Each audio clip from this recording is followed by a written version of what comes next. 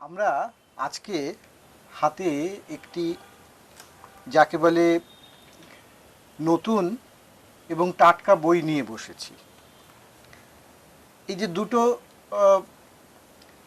কি বলবো, দুটো শব্দ বললাম, নতুন এবং টাটকা, এ দুটো একটু ব্যাখ্যার প্রয়োজন আছে। নতুন তার কারণ হচ্ছে এই বইটি মাত্র কয়েকদিন আগে কলকাতার লামেয়ার বুকস থেকে প্রকাশিত হয়েছে, সেই কারণে বলছি নতুন বই।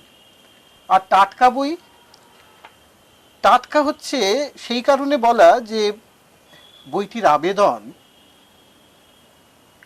কোনোদিন পুরনো হবার নয়, এই জন্যেই টাটকা। আসলে এই বইটি বের হয়েছিল আজ থেকে প্রায় 53 বছর আগে। 1972 সালে শ্রী অরবিন্দের যখন জন্মশতবর্ষের উদযাপনের পরিকল্পনা বা আয়োজন চলছে, ঠিক সেই সময়ই এইরকম একটি বই ছোটদের শ্রী অরবিন্দ শ্রী সত্রাজিৎ নামে একজন লেখকের হাত থেকে আমরা উপহার পেলাম। সম্ভবত ছোটদের শ্রী অরবিন্দ নামে এটি বাংলায় প্রথম বই। তো সেই বইটি বহুদিন আমাদের হাতের নাগালের বাইরে ছিল। আমরা কৃতজ্ঞ কলকাতার লামেয়ার বুকসের কাছে যে তারা আবার উদ্যোগ নিয়ে এই বইটিকে আমাদের হাতের নাগালে এনে দিয়েছেন। বইটি সম্পর্কে আরেকটি কথা বলার, যে এই বইটির 1972-এর পরে আরও দুটি সংস্করণ হয়েছিল। এমনকি একটা সময়ে স্কুলের দ্রুত পঠনের তালিকাতেও এই বইটি স্থান পেয়েছিল।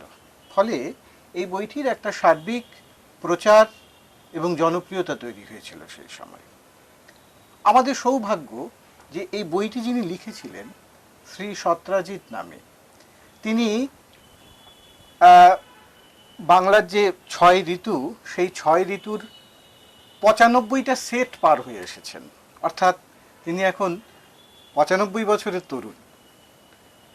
এটা সত্যি দুর্লভ সৌভাগ্য যে 1972-এ যে বই তিনি লিখেছিলেন, সেই বই 2025-এ যখন নতুন কলেবরে বেরোবে বা বেরোচ্ছে, সেই সময় তিনি আমাদের সঙ্গী হয়ে আছেন। এটা আমাদের সৌভাগ্য। সৌভাগ্য শুধু নয়, এটি বিরল সৌভাগ্য। ফলে এই সৌভাগ্যটিকে আমরা একটু কাজে লাগাতে চাইলাম। এটা তো বটেই যে তিনি এই যে 95 বছরের জীবন অতিক্রম করেছেন, এর যে বিপুল বিরাট সুমহান অভিজ্ঞতা এবং মা শ্রী অরবিন্দের কাজের সঙ্গে লগ্ন হয়ে থাকার যে একটা বিপুল, কি বলবো, বিপুল অভিজ্ঞতা বলবো, বিপুল সম্পদ তিনি লাভ করেছেন তার জীবনে, সেই কথা কিছুটা শুনবো তার কাছে। আর তার আগে জিজ্ঞেস করব এই বইটা হয়ে ওঠার কথা তাকে। তো লেখক হিসেবে তো বইয়ের নাম দেখতে পাচ্ছি শ্রী সত্রাজিৎ। আমরা জানি আপনাকে যে আপনি হচ্ছেন আমাদের সুনীল দা। হ্যাঁ, সেই নামেই সবাই আমরা আপনাকে চিনি। এই নামের রহস্যটা যদি একটু বলেন। নামের রহস্য হচ্ছে, সত্রাজিৎ নামটা অনির্বাণজি দিয়েছিলেন আমার ছেলেকে।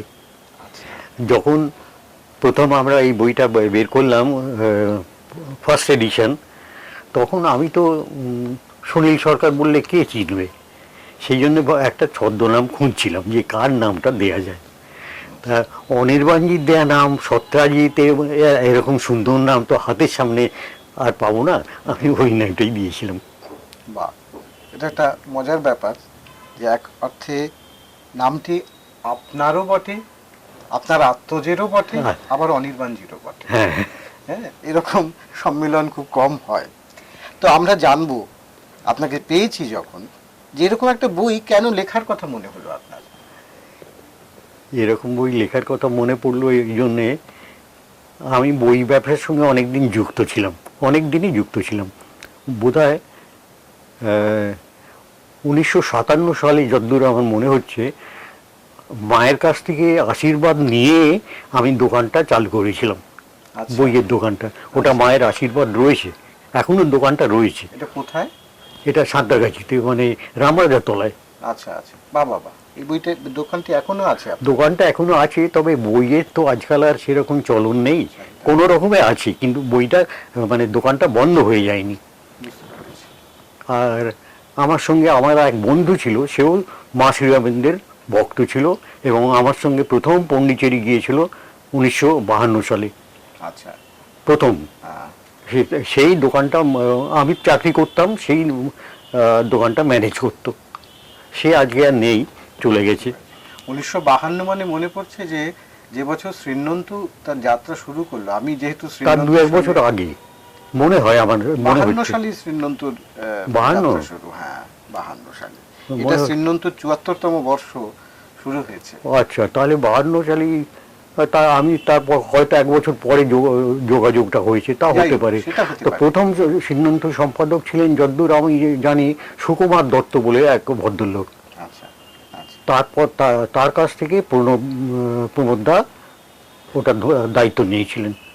তা হতে পারে সুকুমার দত্ত যখন ছিলেন তখনই চালু হয়েছিল। না, তো আমি জানতে চাইবো যে শ্রী অরবিন্দ বা মায়ের সঙ্গে আপনার পরিচয়টা হলো কি করে? আমি স্কটিশ চার্চ থেকে যখন যে বছর বিএসসি পরীক্ষা দিই, সেটা বোধ হয় 1951 সাল, যদ্দূর মনে হচ্ছে। পরীক্ষা দেওয়ার পর তারপর আর আমার পড়াশোনা এগোয়নি, মানে কি বলবো, কর্মজীবনে ভবঘুরে হয়ে আচ্ছা। ঘুরে বেড়াচ্ছিলাম এদিক ওদিক সেদিক। সেই সাঁতরাগাছিতেই তখন থাকতাম। সেই সময় সাঁতরাগাছিতে আমাদের একটা ওই শ্রী অরবিন্দ সংঘ, নাম দেওয়া ছিল শ্রী অরবিন্দ মাতৃচক্র। আচ্ছা। ওটা কয়েকজন মানুষ শুরু করেছেন, তাদের সঙ্গে আমার যোগাযোগ হয়।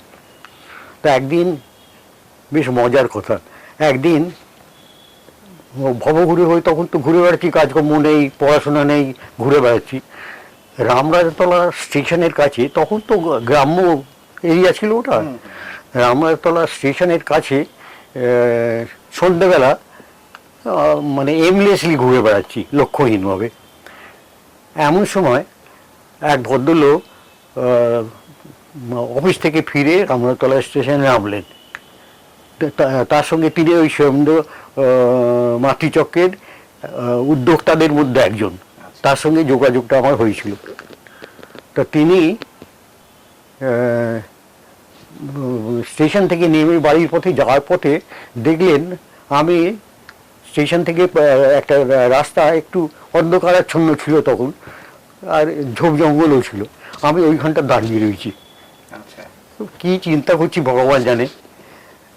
তিনি যাওয়ার পথে আমাকে ওখানে দেখতে পেলেন। দেখতে পেয়ে আস্তে আস্তে পিছন থেকে এসে আমার পিঠে হাত দিলেন, দিয়ে বললেন, আর বলতে বলতে আবেগ এসে যায় অনেক সময়, পিঠে পিঠে হাত দিয়ে আমাকে বললেন, এখানে কি করছিস, চল আমার সঙ্গে। তা আমি কি কোনো বাক্য ব্যয় না করে তার সঙ্গে চলতে আরম্ভ করলাম। তিনি এসে তার বাড়িতে ঢুকলাম, তার সঙ্গেই ঢুকলাম। তিনি হাত মুখ ধুয়ে চা খেয়ে বসলেন।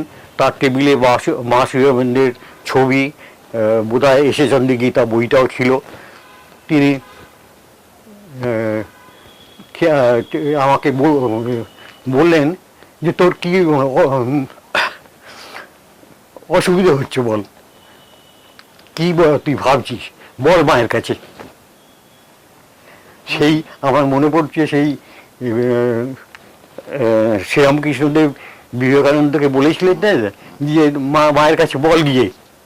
তা আমারও সেই রকম, আমি মায়ের ছবির কাছে গিয়ে মায়ের ছবি তার আগে কখনো দেখিনি। শ্রীরামেন্দ্রের ছবি দেখেছিলাম বটে, তাও শ্রীরামেন্দ্রের সেই স্বাধীনতা সংগ্রামের সংগ্রামীদের ছবি দেখেছিলাম, যোগী শ্রীরামেন্দ্রের ছবি সেরকম দেখিনি। তা আমি মায়ের কাছে গিয়ে প্রণাম করে দাঁড়ালাম, বলতে আর কিছু পারলাম না, কি বলবো। তারপর তিনি আমাকে বসালেন, বসে গল্প টল্প করলেন, আমিও বাড়ি চলে এলাম। এইভাবে মায়ের সঙ্গে প্রথম পরিচয়। বুঝতে পেরেছি। তারপরে তো তারপরে ওই শ্রীরামেন্দ্র মাতৃচক্র চালু হলো, এবং বেশ ভালোভাবে চালু হলো। সেখানে আমরা, আমি তো তখন আশ্রম সম্পর্কে কিছুই জানি না, তবে আমি শুনলাম যে আশ্রমের প্রোগ্রাম এখানে কিছু কিছু অনুসরণ করার চেষ্টা হচ্ছে। বিশেষ করে ছেলে মেয়েদের নিয়ে একটা এই যে জিমন্যাস্টিক্স আশ্রমে ফিজিক্যাল হয় সন্ধ্যের দিকে, সেই জিনিসটা ওখানে ছেলে মেয়েদের নিয়ে চালু করা হয়েছিল এবং সেটা খুব সুন্দর হয়েছিল, খুব মানে দেখবার মতন ছিল। তা আমিও ওখানে যোগ দিলাম।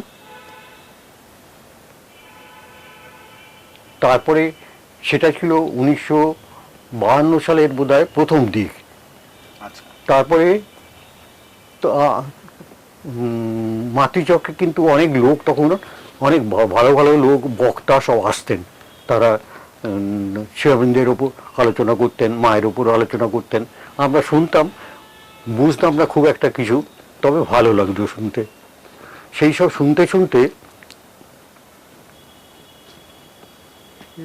সুরেন্দ্রনাথ বসুর কথা আপনি কি, দিনাজপুর না কোথাকার কলেজের প্রিন্সিপাল ছিলেন, তিনি একদিন এসে এই লাইভ ডিভাইনের উপর আলোচনা করছিলেন।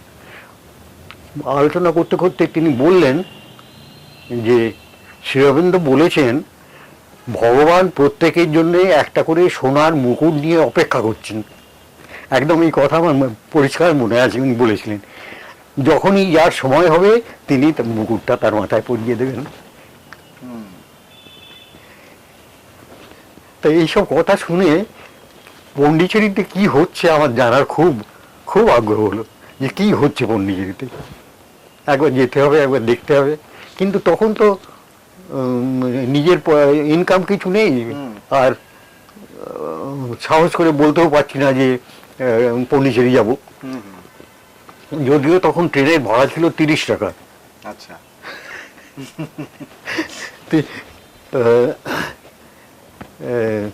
হঠাৎ যারা ওই উদ্যোক্তা ছিলেন তারা একদিন আমাকে বললেন যে আমরা 4জন ছেলেকে পন্ডিচেরি পাঠাবো, তুমি তার মধ্যে একজন। আচ্ছা। আমি তো স্বর্গ পেলাম হাতে। তা আমরা 4জন ছিলাম, গৌর ছিল তার মধ্যে। গৌরকে তুমি দেখোনি বোধহয়। যাই হোক, আরও গৌর ছিল, গৌরের ভাই ছিল, আর বিপিন বলে আর একজন ছেলে ছিল, আর আমি। 4জনের জন্য টিকিট ফিকিট তা ওরা সব জোগাড় করে দিলেন। আমার এক কাকা ছিলেন হাওড়া স্টেশনে রেলের একটু ভালো পোস্টে কাজ করতেন। তিনি কোথা থেকে খবর পেয়ে জানি না আমার জন্য একটা সেকেন্ড ক্লাস টিকিট জোগাড় করে দিলেন। তা আমরা 4জন এখানে যাচ্ছি শুনে ওই যে সত্যেন যার কথা বললাম আগে আমার সঙ্গে পন্ডিচেরি গিয়েছিল, ও বাদ পড়ে গিয়েছিল, ওই 4জনের মধ্যে ছিল না। ও কান্ডাকাটি শুরু করে দিল যে আমি যাবো। তা এমন সময় কাকা আমার ওই একটা সেকেন্ড ক্লাস টিকিট জোগাড় করে পাঠিয়ে দিলেন। আমার 2টো টিকিট হয়ে গেল। অতএব ওর মানে আমার মনে হয় মানে মাঝে মাঝে যে ওর আগ্রহটা এমন ছিল যে মা সেটা শুনতে পেয়েছিলেন। টিকিটটা মাই ওর হাতে তুলে দিলেন। বুঝতে পেরেছি। আমরা 5জন হয়ে গেলাম। তারপর ম্যাড্রাস মেলে উঠে একদিন পয়সা করে কিন্তু কিছু খাওয়াতে ছিল না, ওই টিকিটটাই করে দিয়েছিল। আর হয়তো কিছু খুচরো পয়সা থাকতেও পারে, আমার মনে পড়ছে না কিছু পয়সা করি কত নিয়েছিলাম। এমনকি ট্রেনে খাবার দাবারও কিছু খাওয়ার হয়নি।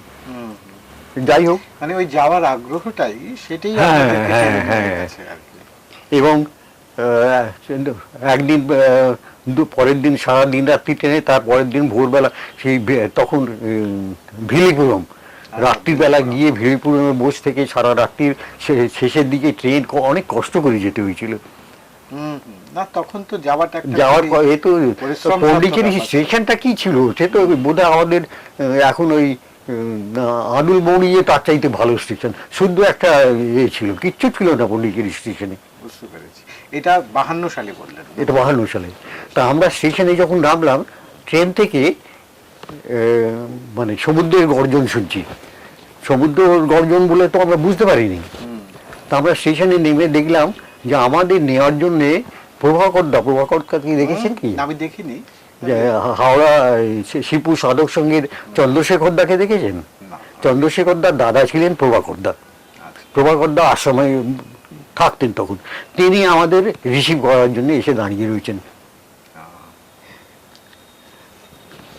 আমাদের রিসিভ করে নিয়ে গিয়ে তখন তো রিক্সা ছেঁকে ধরেছে আমাদের, আশ্রমাম করে চিৎকার করছে। তা প্রভাকরদা তাদের সঙ্গে কথাবার্তা বলে আমাদের উঠিয়ে দিয়ে রিসেপশন কাউন্টারে পৌঁছে দিলেন। রিসেপশন কাউন্টার মানে তখন কোন বাড়িটা? তখন কটেজে ছিল না, হ্যাঁ। তখন একটা ঘর ছিল, কোথায় ছিল আমার ঠিক এখন বলতে পারবো না, আচ্ছা মনে পড়ছে না ঠিক মতো। আচ্ছা। তো তখনকার আশ্রম তো নিশ্চয়ই এখন আমরা যেভাবে আশ্রমকে না এখন তখন সেরকম অনেকটাই ছিল না। অন্যরকম ছিল। অন্যরকম ছিল। আর রিসেপশন কাউন্টার থেকে আমাদের পাঠিয়ে দিল পার্ক আসারবো, আচ্ছা এখন যেটা পার্ক গেস্ট হ্যাঁ, হাউস হয়েছে। তাই তো। এখন কিরকম হয়েছে আমার আর দেখা হয়নি। তখন তো ছিল একটা ডরমিটরি, খাটিয়া পাতা ছিল সারি সারি অনেকগুলো, আমাদের 5 জনকে 5টা খাটিয়া দিল। আর থাকা এবং 3 বেলা খাওয়ার খরচা ছিল 3 টাকা। হ্যাঁ, আর তখন সেটি একটা হ্যাঁ। রাজকীয় আয়োজন বলে মনে হতো আর কি।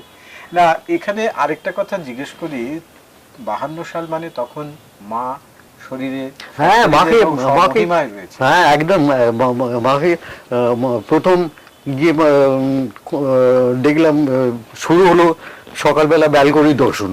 আচ্ছা, সকালবেলা মা যে ঘরে থাকতেন তার ব্যালকনি গিয়ে এসে দাঁড়াতেন, তখন হয়তো 6টা 6:30 এটা কোন এসে দাঁড়াতেন। সময়টায় গিয়েছিলেন? হ্যাঁ? কোন সময়টায় গিয়েছিলেন মানে? নভেম্বরের এই মাঝামাঝি বোধহয় যতদূর মনে হচ্ছে। আচ্ছা, তারপরেও একটা ঘটনা আছে, বলবো পরে। হুম, নভেম্বরের মাঝামাঝি মা সকালবেলায় একটি ব্যালকনি দর্শন দিতেন, তারপরে আর মায়ের দেখা পেতাম না। আবার সেই বিকেলবেলা টেনিস খেলতে যেতেন। হুম, পবিত্র তার গাড়ি নিয়ে যেত, আমরা সেই খেয়ে দিয়ে মা কখন বেরোবেন, মা যেথায় যাচ্ছেন আমরা তার পেছন পেছন, কখন বেরোবেন কোথায় যাবেন সব ঠিকঠাক জেনে নিয়ে সকালবেলা ব্যালকনি দর্শন হলো, বিকেলবেলা 4টে নাগাদ মা ওপর থেকে নেমে গাড়িতে উঠে টেনিস গ্রাউন্ডে গেলেন। হ্যাঁ, তো ওখানে প্রায় ঘন্টাখানেক টেনিস খেলতেন মা আর পুনরুদ্ধ একদিকে, আর অন্যদিকে কোনোদিন নীরদবরণ, কোনোদিন অন্য কেউ হুম, হুম, টেনিস খেলতেন। যতক্ষণ মা টেনিস খেলতেন ততক্ষণ আমরা ওখানে বসে থাকতাম।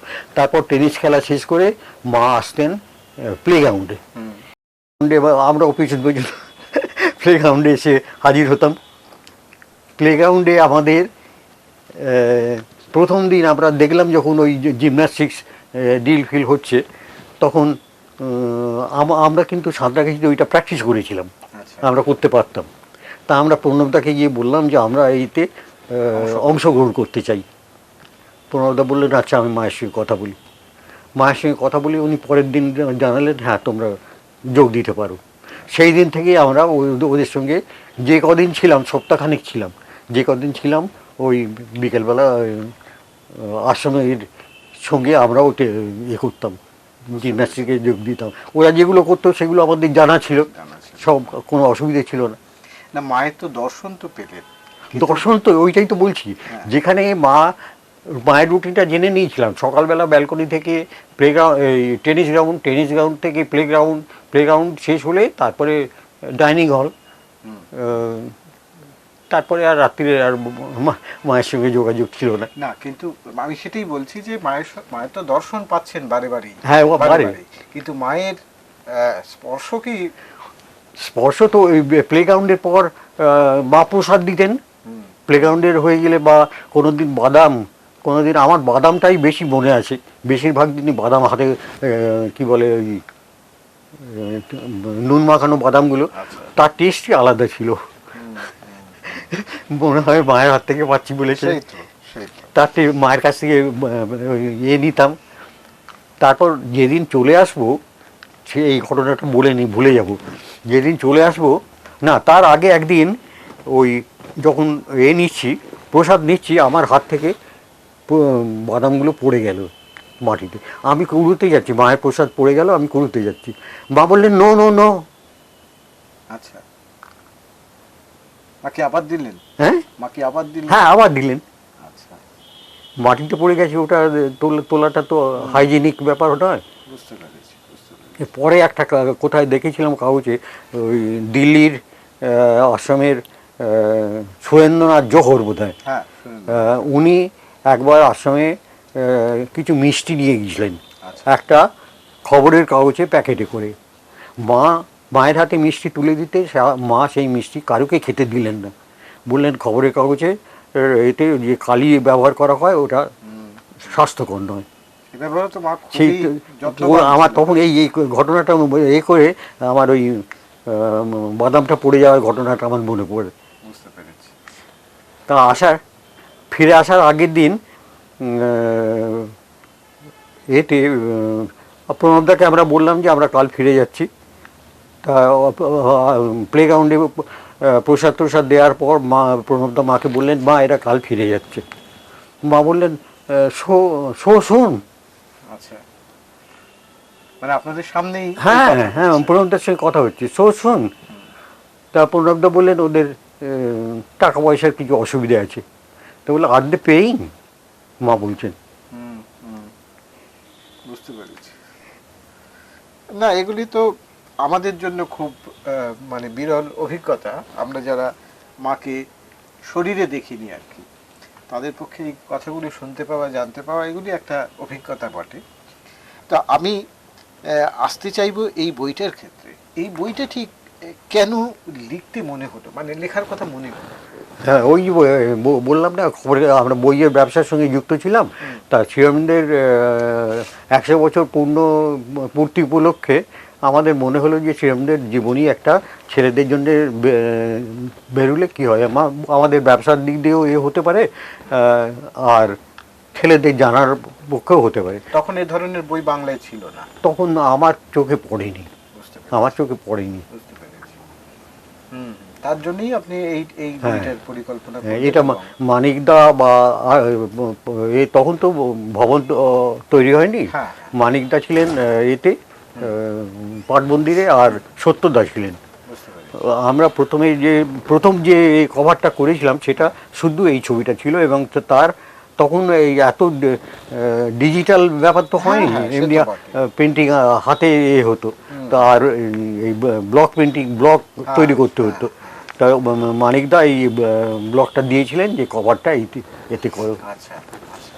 না, এই বইতে একটা মানে একটা জায়গায় চোখ আটকে যায় শুরুতেই, যে এখানে 15/2/72 দেখতে পাচ্ছি নলিনীদা হ্যাঁ চিঠি লিখছেন, জানাচ্ছেন যে তোমার বইটি পেয়েছি এবং পড়েছি, হ্যাঁ ছোটদের উপযুক্ত হয়েছে, হ্যাঁ মায়ের আশীর্বাদ গ্রহণ করবে।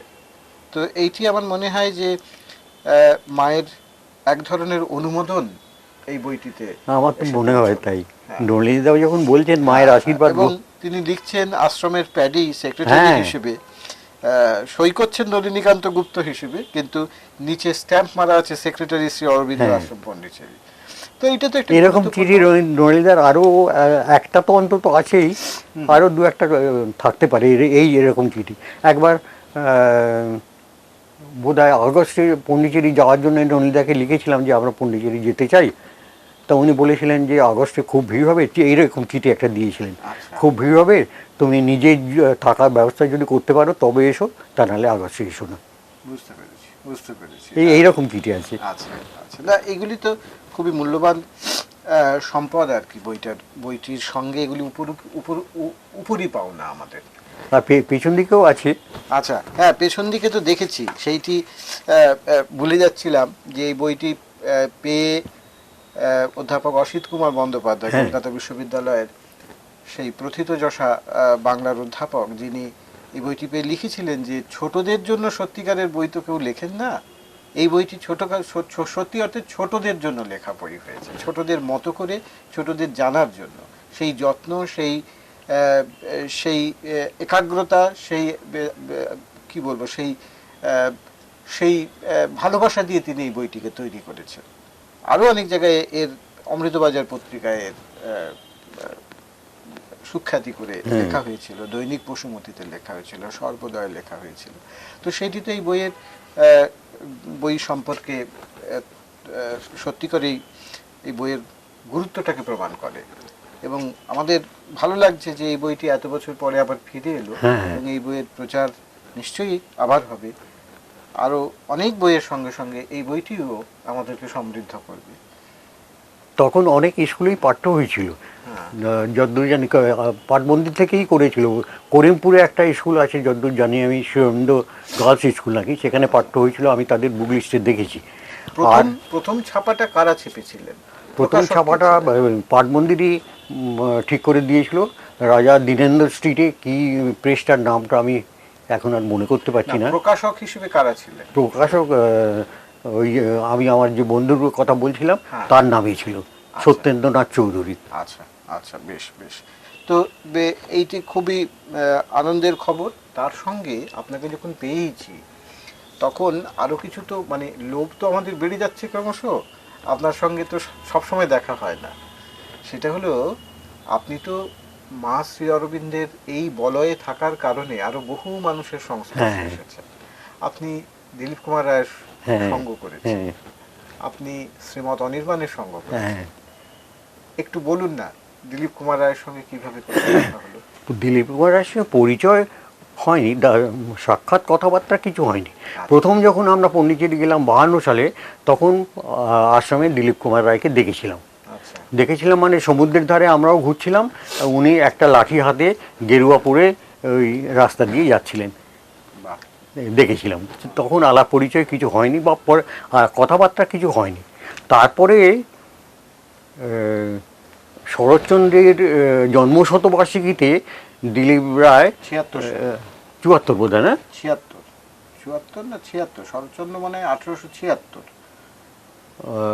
76 বা মানে ওই রকম হবে, 73-74 হবে। 75 থেকে হয়তো শতবার্ষিকী উদযাপন শুরু হতে পারে। হ্যাঁ, ওই মানে ঠিক শতবার্ষিকীর দিনে নয়, ওই সময়ে উনি কলকাতায় এসেছিলেন। উনি তখন থাকতেন পুনেতে, হ্যাঁ, হরিকৃষ্ণ মন্দির।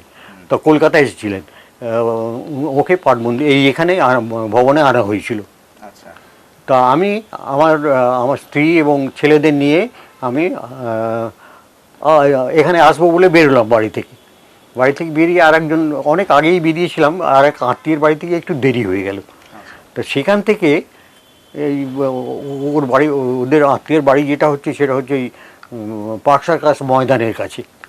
তো ওখান থেকে এইখানে আসবার কি রুট বাস ফাস সেরকম কিছু তো তখন আমার জানা ছিল না। আমি ওখান থেকে একটু আগে বেরিয়েও হাঁটতে হাঁটতে এখানে চলে এলাম ছেলেদের নিয়ে। যখন এসে এখানে পৌঁছালাম তখন দেখলাম উপরে দোতলায় ওপরে সবার স্থান ঠিক হয়েছে, কিন্তু লোক এসে বসে রয়েছে একদম সিঁড়ির তলা পর্যন্ত। দোতলায় ওঠার কোনো উপায় নেই। তা আমি আর কি করব, সিঁড়ির তলাতেই বসলাম।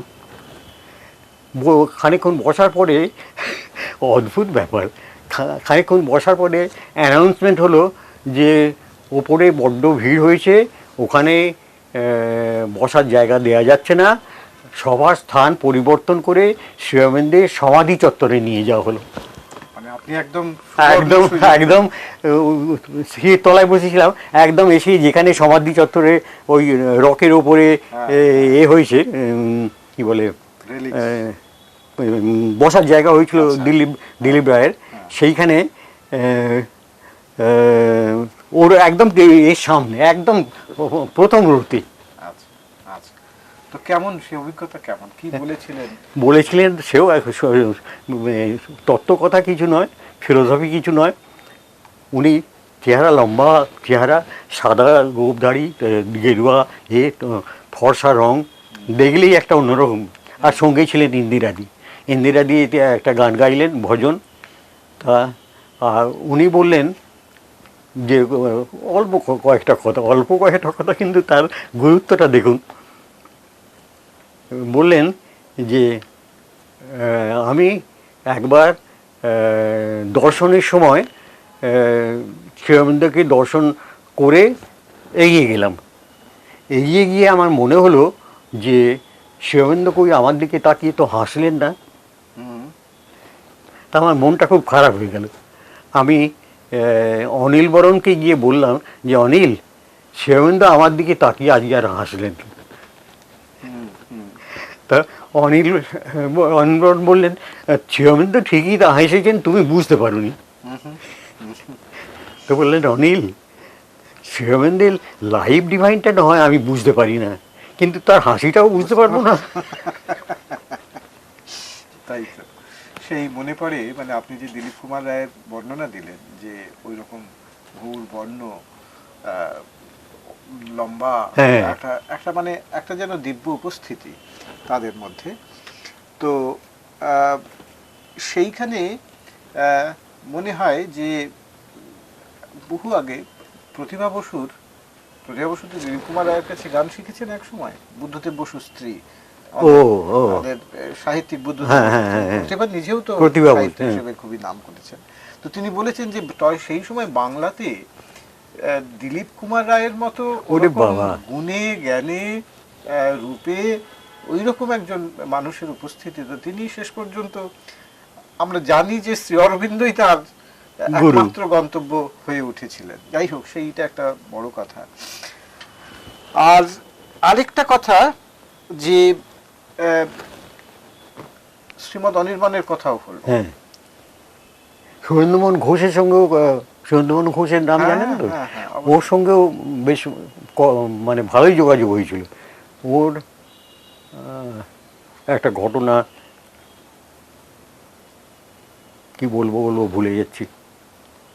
বেশ, আবার মনে পড়লে নয় সেইখানে ফিরে যাব। আপনি তো আরেকটা জিনিস যেটা আপনার থেকে শুনতে চাইবো সেটা হচ্ছে, আপনি যখন এলেন তখন কথা হচ্ছিল না যে শ্রীমৎ অনির্বাণের এটি কবিতা, হ্যাঁ। আপনি বলেছিলেন যে আমি একটু কবিতা বলবো, সেটা তো আমরা শুনবো। তার আগে একটু বলুন যে শ্রীমৎ অনির্বাণের সঙ্গে আপনার কিভাবে যোগাযোগ হ্যাঁ, হলো? আমাদের যখন সাঁতরাগাছিতে আমাদের যে অর্গানাইজেশনটা ছিল, ওখানে অনির্বাণজি 2-3 বার গিয়েছিলেন। আচ্ছা, তারপরে ওই সুরেন্দ্রমোহন ঘোষ, অনেক লোক গিয়ে, সুরেন্দ্রমোহন ঘোষও এসেছিলেন। তারপর অনির্বাণের সে যোগাযোগ প্রথম দেখি ওকে পাট মন্দিরে। পাট মন্দিরে শনিবার দিন যে এ হতো,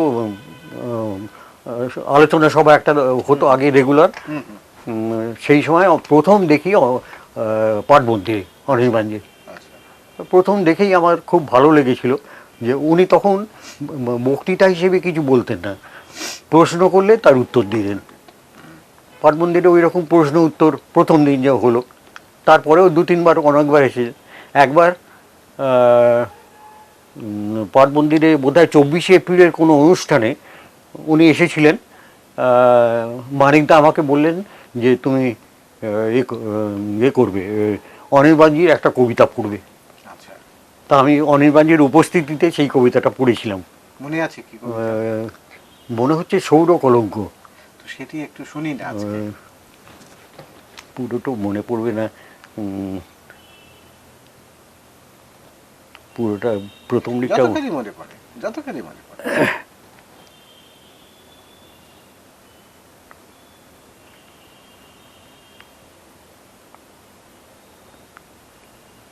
গোড়ার লাইনটাই মনে পড়ছে না। বেশ বেশ, ঠিক আছে, হতেই পারে, এটা তো হতেই পারে। যাই হোক, মানে দেখুন, মানে এই সব কথা বলতে গেলে তো সময়ের হিসেব থাকে না, কিন্তু হ্যাঁ। আমাদের তো সময়ের হিসেব করতেই হয়। আজকে আপনি যে এই শ্রী অরবিন্দ ভবনে আসতে পারলেন, হ্যাঁ, আমাদের কাছে সঙ্গে সময় কাটালেন, এবং সব থেকে বড় কথা আপনার এই বইটি নিয়ে আমরা একটু যে কথা বলতে পারলাম আপনার সঙ্গে, এটা আমাদের কাছে একটা বড় প্রাপ্তি বলে আমরা মনে করি। হ্যাঁ, তো সেই জন্যে আমরা চাইবো যে আপনি প্রায়ই আসুন, আমাদের সঙ্গে সময় কাটান, আমরা আপনাকে আপনার অভিজ্ঞতার কথা শুনি, সেটা তো চাইবই। তার সঙ্গে এটাও চাইবো যে আপনার অভিজ্ঞতা যেন আমাদেরকেও পথ দেখাতে কিছুটা সাহায্য করে, এটি আমাদের প্রাপ্তি। তো আমি শেষে যেটা বলে দিতে চাই সেটা হচ্ছে, এই বইটি কলকাতার লা মেয়ার বুকস বের করেছে। আপনারা জানেন যে লা মেয়ার বুকস শুরু থেকেই শ্রী অরবিন্দ, মা এবং তাদের পরিমণ্ডলকে নিয়েই, তাদের আদর্শ, তাদের চিন্তাভাবনা, এসবের যাতে প্রসার ঘটে, এইসবের যাতে এই সব আদর্শের কথা যাতে চারদিকে ছড়িয়ে পড়ে, সেটি লা মেয়ার বুকস চেষ্টা করে চলেছে। এই বইটি সেই দিকে একটি নতুন সংযোজন। আর লা মেয়ার বুকসের, বললাম যে শুধু শ্রী অরবিন্দ মাই নন, তাদের পরিকরের মধ্যে যারা ছিলেন, বিশেষ করে দিলীপ কুমার রায়, তাকে নিয়েও দিলীপ কুমার রায় তো একাধিক বই তারা বের করছেন, আশা করি আরও বই তারা বের করবেন। এ ব্যাপারে পুনার শ্রী হরিকৃষ্ণ মন্দিরের সহায়তা এবং সমর্থন তারা পাচ্ছেন। এই যে একটা আমাদের কাছে বড়, দিলীপ কুমার রায়কে নিয়ে কলকাতায় তার বই বের হবে, সেই বই প্রচারিত হবে, সেরকম কি বলবো, সেরকম অবস্থা বা আমাদের সেরকম কোনো সংস্থা ছিল না। সেটি লামিয়ার বুক, সেটি সেই দায়িত্বটি নিয়েছেন, সেটা একটি বড় কথা। এই বইটি আমি আশা করি এই বইটি সকলের মধ্যে প্রচারিত হবে লামিয়ার বুকসের বাকি বইগুলিও, দিলীপ কুমার রায়েরও যে বইগুলি বেরিয়েছে বা নিরোদ্দার বইও বেরিয়েছে শ্রী অরবিন্দের উপরে, এগুলি নিশ্চয়ই আরও ছড়িয়ে পড়বে। আপনাকে সুনীলদা, আপনাকে ধন্যবাদ। ধন্যবাদ সুনীলদাকেও বটে, ধন্যবাদ শ্রী সত্রাজিৎকেও বটে। হ্যাঁ, আপনি আমাদের সঙ্গে থাকবেন, আমরা আপনার কথা শুনবো আবারও। আপনি ভালো থাকবেন।